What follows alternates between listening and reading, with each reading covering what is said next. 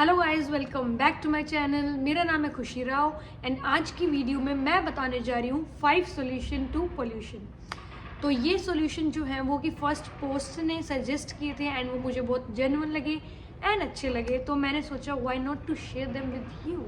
सो जैसा कि आप सबको पता है कि पोल्यूशन कितनी ज़्यादा इंक्रीज़ होती जा रही है ऑल ओवर इंडिया में, तो उसका डेटा प्रेजेंट करने की तो ज़रूरत है नहीं मुझे यहाँ पे। मैं आपको बताऊंगी क्या मेजर रीजंस हैं जिनकी वजह से पोल्यूशन सबसे ज़्यादा हो रही है एंड उनके साथ उनके सॉल्यूशन भी प्रोवाइड किए जाएंगे कि उनको हम कम कैसे कर सकते हैं। तो दिल्ली एनसीआर में मेजरली जो पोल्यूशन है उसमें 25 से 35% जो हमारे व्हीकल्स हैं, मोटर व्हीकल्स, वो कंट्रीब्यूट करते हैं। एंड इसका सोल्यूशन क्या हो सकता है? एक तो ये कि आप पब्लिक ट्रांसपोर्ट ज़्यादा से ज़्यादा यूज़ करो, अपने प्राइवेट व्हीकल्स लेके बाहर कम निकलो। एंड दूसरा, अगर आप प्राइवेट व्हीकल रखते भी हो, स्कूटी बाइक्स हो गई या फिर 4 व्हीलर आप रखते हैं, तो इलेक्ट्रॉनिक रखिए। एंड 2020 में दिल्ली गवर्नमेंट ने दिल्ली में ये पॉलिसी निकाली थी जिसमें उनने ईवी व्हीकल्स का यानी कि इलेक्ट्रॉनिक व्हीकल्स का रोड टैक्स हटा दिया था। वो आपको 10% सस्ते भी पड़ते हैं नॉर्मल व्हीकल से। बट अब इस ईयर 2024 में सितंबर में ये पॉलिसी हटा दी गई है, ना जाने क्यों। दूसरा सॉल्यूशन है better tracking of farm fires, यानी कि जिसको हम स्टबल बर्निंग कहते हैं, जो पंजाब में हरियाणा में काफ़ी होता है कि खेती होने के बाद जो लेफ्ट ओवर होता है उसे जला दिया जाता है। तो वो भी एक बहुत मेजर कंट्रीब्यूटर है पोल्यूशन में एंड वो कंट्रीब्यूट करता है around 38% of air pollution. And data के अकॉर्डिंग पिछले 5 सालों में स्टबल बर्निंग कम हुई है, बट उसके बावजूद पोल्यूशन बढ़ क्यों रही है? क्योंकि फार्म फायर्स अच्छे से ट्रैक हो ही नहीं पा रही। फार्म फायर्स को ट्रैक करने का एक तरीका होता है जिसमें हमारे अर्थ के ऊपर सैटेलाइट घूमती रहती है और वो एक पर्टिकुलर टाइम पे इंडिया के ऊपर से गुजरती है एंड जो भी फार्म फायर हो रही होती है यानी कि जिन खेतों में आग लगी होती है वो डिटेक्ट कर लेती है। तो पिछले 5 सालों में वो ऐसे सैटेलाइट घूमती है, इंडिया के ऊपर आती है और वो फार्म फायर डिटेक्ट करती है और वो कम होता जा रहा है क्योंकि अब फार्मर्स को पता चलने लग गया कि सैटेलाइट किस टाइम गुजरती है और वो टाइम है 1:30 से 2 बजे दोपहर में, और उस टाइम अब फार्मर्स रुके रहते हैं, उस टाइम तक अपनी स्टबल बर्निंग स्टार्ट नहीं करते एंड जैसे ही सैटेलाइट गुजर जाती है उसके बाद वो फार्म फायर शुरू कर देते हैं जो कि सैटेलाइट की नज़र में नहीं आ पाती। इस रीज़न से डेटा में ये दिखाया जाता है कि 5 सालों से वो कम होती जा रही है स्टबल बर्निंग, जबकि रियलिटी ये है कि वो बढ़ रही है, या बढ़ भी नहीं रही तो एटलीस्ट उसी पेस पे तो वो कंटिन्यू हो रही है। सो बेसिकली हो क्या रहा है कि फार्मर्स और ज़्यादा स्मार्ट होते जा रहे हैं एंड वो सैटेलाइट का गुजरने का वेट करने लग गए एंड उनने स्टबल बर्निंग का टाइम पोस्टपोन कर दिया है। जो कि वो पहले सुबह या दोपहर में करते थे, अब मोस्टली फार्मर्स उसको 2 बजे के बाद करने लगे हैं, जो कि सैटेलाइट ट्रेस नहीं कर पाते। तो इसका सोल्यूशन ये है कि सिर्फ सैटेलाइट के भरोसे ना रहें एंड गवर्नमेंट को फिजिकल भी वेरिफिकेशन करवाना चाहिए, खेतों में जाके देखना चाहिए कि कितना एरिया जला हुआ है, कहाँ का स्टबल बर्निंग की गई है। क्योंकि जब तक गवर्नमेंट के पास या हमारे पास प्रॉपर डेटा ही नहीं होगा तब तक उसके सोल्यूशन भी प्रॉपरली कैसे निकाले जाएंगे। अब आप लोग सोच रहे होंगे कि स्टबल बर्निंग नहीं करेंगे तो फार्मर्स करें क्या? तो इसी के साथ आता है हमारा third solution, avoid stubble burning. हाँ जी, तो इसको अवॉइड करें, स्टबल बर्निंग ना करें तो क्या करें? Indian council of agriculture research ने एक इसका अल्टरनेट निकाला है। उनने एक पूसा डीकम्पोजर इन्वेंट किया है, इंट्रोड्यूस किया है फार्मर्स के आगे, जिसको वो यूज़ कर सकते हैं स्टबल बर्निंग की जगह। यानी कि वो जलाने की बजाय अपने लेफ्ट ओवर्स को खेत में वो डीकम्पोजर स्प्रे कर सकते हैं, अपने उन लेफ्ट ओवर जो भी उनका बचता है खेतों में उस पर वो स्प्रे कर सकते हैं और वो अपने आप डीकम्पोज होकर मिट्टी में मिल जाएगा एंड खाद बन जाएगी उसकी। एंड इस सॉल्यूशन से ना ही खेतों की मिट्टी ख़राब होगी, ना ही क्रॉप्स ख़राब होगी और एनवायरनमेंट भी सेफ रहेगा। अगर ये पूसा डीकम्पोजर इतना अच्छा है तो फार्मर्स यूज़ क्यों नहीं करते? इसका आंसर यही है कि फार्मर्स को इसके बारे में, मोस्टली फार्मर्स को पता ही नहीं है और जब तक पता नहीं होगा तो वो यूज़ में कैसे लाएंगे। एंड ये पता करवाना किसकी रिस्पॉन्सिबिलिटी है? ऑब्वियसली मेजरली गवर्नमेंट की रिस्पॉन्सिबिलिटी है।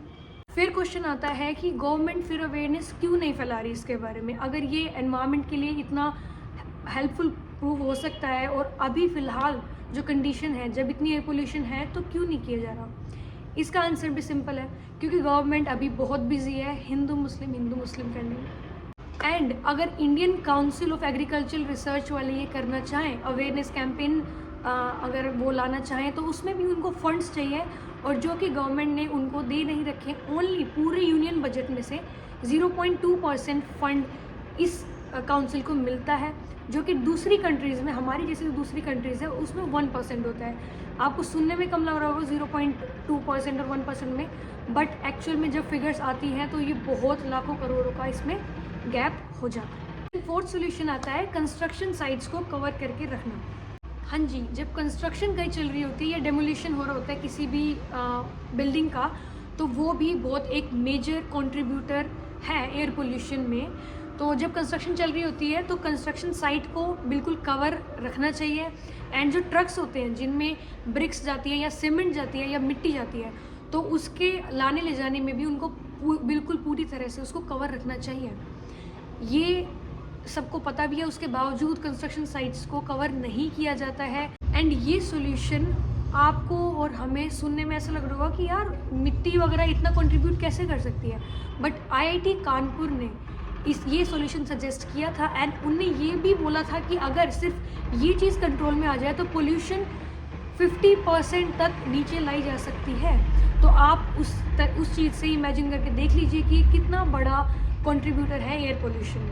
एंड इस चीज़ में सॉल्यूशन क्या है, यही है कि लोग एक तो खुद से ध्यान रखें, एंड पुलिस है या गवर्नमेंट है या जो भी वहाँ पे मेंटेनेंस वाले लोग हैं, उनको ये ध्यान रखना चाहिए कि सब ये रूल रेगुलेशन फॉलो कर रहे हैं नहीं, एंड रेगुलर पेट्रोलिंग करनी चाहिए, और जो लोग ये रूल्स फॉलो नहीं कर रहे हैं उनको फाइन करना चाहिए। Then last and fifth point हमारा आता है कि न्यू फिल्टरिंग टेक्नोलॉजी पे अपने पैसे खर्च करो। एंड ये आपके और हमारे लिए नहीं है, ये तो जो जिनकी रिफाइनरीज हैं बड़ी बड़ी, उनको करना पड़ेगा या गवर्नमेंट को अपनी साइड से इनिशिएटिव लेना पड़ेगा। तो जो बड़े बड़े पावर प्लांट्स होते हैं, ये रिफाइनरीज होती हैं, उनमें से बहुत ज़्यादा टॉक्सिक गैस रिलीज़ होती है जो कि हमारे एयर में मिल के उसको पोल्यूट कर देती है। तो उनको वहाँ से रिलीज़ होने से पहले फ़िल्टर करके रिलीज़ किया जाए ताकि वो एनवायरनमेंट को नुकसान ना पहुँचाए। फॉर एग्जाम्पल, दिल्ली के 300 किलोमीटर के रेडियस में 11 कोल प्लांट्स हैं, एंड वो एमिट करते हैं 281 किलोटन्स ऑफ सल्फर डाइऑक्साइड, जो कि एक एयर पोल्यूटेंट है। एंड अगर इन प्लांट्स में ही फिल्टर फिट किए जाए, सल्फर डाइऑक्साइड का एमिशन 67% से कट किया जा सकता है। तो ये हमारे 5 सॉल्यूशन थे जो कि बहुत ही इजी भी हैं एकदम, और ये तो बहुत ही बेसिक चीज़ भी है जो हम जैसे लोगों को भी ध्यान रखना चाहिए, एंड गवर्नमेंट को भी इस चीज़ का ध्यान रखना चाहिए, थोड़ा इसकी साइड पैसा खर्च करना चाहिए। क्योंकि फ़िलहाल कितना ही डेवलपमेंट कर लो, अगर तुम जिंदा नहीं रह सकते तुम डेवलपमेंट का करोगे क्या? अगर तुम सांस नहीं ले सकते, हेल्दी नहीं रह सकते, हेल्थ से ज़रूरी कुछ है ही नहीं। थोड़े कम डेवलप्ड रह लेंगे बट एटलीस्ट हेल्दी तो रहें। 2019 में हमारी सेंट्रल गवर्नमेंट ने नेशनल क्लीन एयर प्रोग्राम निकाला था, जिसमें उनने अपना गोल सेट किया था कि 2026 तक हम एयर पोल्यूशन को 40% से कम कर देंगे। इस प्रोग्राम में कवर हो रही थी 131 इंडियन सिटीज़, एंड इनने सब सिटीज़ के लिए बजट भी अलॉट किए गए थे। बट हैरानी की बात ये है, एंड अब हैरानी की बात नहीं है क्योंकि ये बहुत कॉमन हो चुका है, कि जो इनको फंड एलोकेट किए गए थे दिल्ली और नोएडा में, उसका इवन 40% भी यूज़ नहीं हुआ। आप सबको पता है कि वो कहाँ गया होगा। तो यहाँ पे और सब पोल्यूटेंट से भी ज़्यादा खतरनाक चीज़ ये है कि यहाँ पे गवर्नमेंट सीरियस नहीं है। और चीज़ों में तुम्हें खाना है तुम खा सकते हो, बट एटलीस्ट किसी की जान पे खेल कर तो मत खाओ। तो गाइज़, आप सबको ही अब इंडिविजुअल लेवल पे ही ध्यान रखना पड़ेगा, क्योंकि गवर्नमेंट को कोई कुछ कहने जाने वाला है नहीं। यहाँ पे वैसे भी सब हिंदू मुस्लिम के नाम पे वोट देते हैं, वो जीतते हैं, एंड ये साइकिल चलती रहेगी। बट एटलीस्ट अपने लिए, अपनी फ्यूचर जनरेशन के लिए हम खुद कुछ स्टेप लेते हैं, पेड़ उगाते हैं, और अपनी साइड से पोल्यूशन कम से कम करने की कोशिश करते हैं। एंड मैं ये बातें भी हवा में नहीं बोल रही हूँ, ये आप सब ने भी एक्सपीरियंस किया होगा कि हर बार इलेक्शन आने के टाइम पे रिलीजियस बातें बहुत ज़्यादा बढ़ जाती है। हिंदू खतरे में, मुस्लिम खतरे में, माइनॉरिटी मेजॉरिटी, यही चलता रहता है। पर कभी किसी ने सुना है आज तक कि एयर पोल्यूशन की बात हुई हो मेजरली जब कैंपेनिंग चल रही हो? इस वोट भी सोच समझ के दिया करो, क्योंकि चाहे हिंदू हो, मुस्लिम हो, या कोई और रिलीजियस ग्रुप के तुम हो, बट पोल्यूशन होगा तो वो हम सबको बराबर इफेक्ट करेगा। वो मेजॉरिटी माइनॉरिटी देख के नहीं इफेक्ट करेगा, ठीक है? तो कैंडिडेट देख के भी वोट दिया करो, सिर्फ पार्टी मत दिखा करो, क्योंकि वो ये छोटी चीज़ है ना। हर चीज़, मेरा ये मानना है कि कंट्री में जो भी छोटी मोटी चीज़ें होती है ना, इनकी बुनियाद वोट से ही निकलती है। क्योंकि तुम जिसको वोट दोगे ना, उसी से पूरा कंट्री का स्ट्रक्चर डिफाइन होता है कि क्या रहने वाला है, फ्यूचर क्या रहने वाला है। तो अपना सिर्फ वोट ढंग से दोगे ना, तो हो सकता है अगले 5 सालों में भी, 10 सालों में भी बहुत ज़्यादा हर चीज़ में सुधार आए। ठीक है, किसी पर्टिकुलर पार्टी को वोट देने को नहीं कह रही, पर कैंडिडेट देख के वोट दो जो समझदार हो, एजुकेटेड हो और इंटेलेक्चुअल भी हो। लास्ट में मैं यही कहना चाहूँगी कि मास्क पहन के रहना फ़िलहाल तो, एंड घर में रहना, एंड अपनी डाइट का ध्यान रखना,